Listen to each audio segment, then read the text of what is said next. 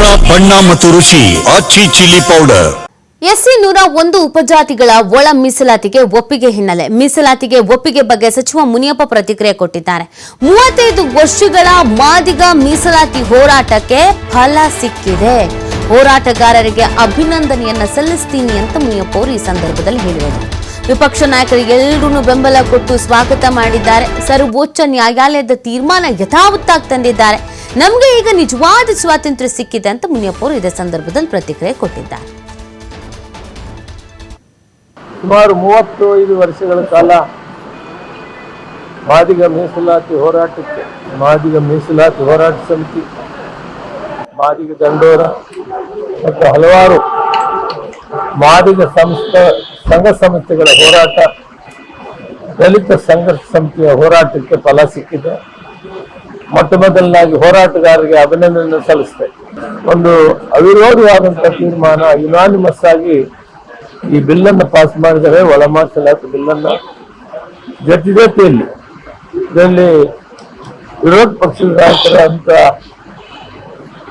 R Ashok ಅವರಿಗೂ ಮತ್ತು ಈ ಪಾಲ್ಗೊಂಡ ಸಭೆಯಲ್ಲಿ ಇದರ ಬಗ್ಗೆ ಪ್ರತಿಪಾದಿಸಿ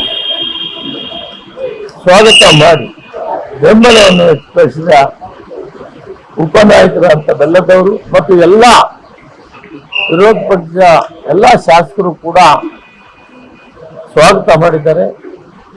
ಇದೊಂದು ಚರಿತ್ರಾರ್ಹವಾದಂಥ ಇತಿಹಾಸದ 35 ಹೋರಾಟಗಳಿಗೆ ಸಮಾಜದಲ್ಲಿ ಶೋಷಣೆಗೆ ಒಳಗಾಗಿದ್ದಂಥ ಮಾದಿಗ ಸಮುದಾಯ 101 ಜಾತಿಗಳಲ್ಲಿ ಬಹಳಷ್ಟು ಹಿಂದುಳಿದವರೆಂದರೆ ಈ ಮಾದಿಗ ಸಮುದಾಯ.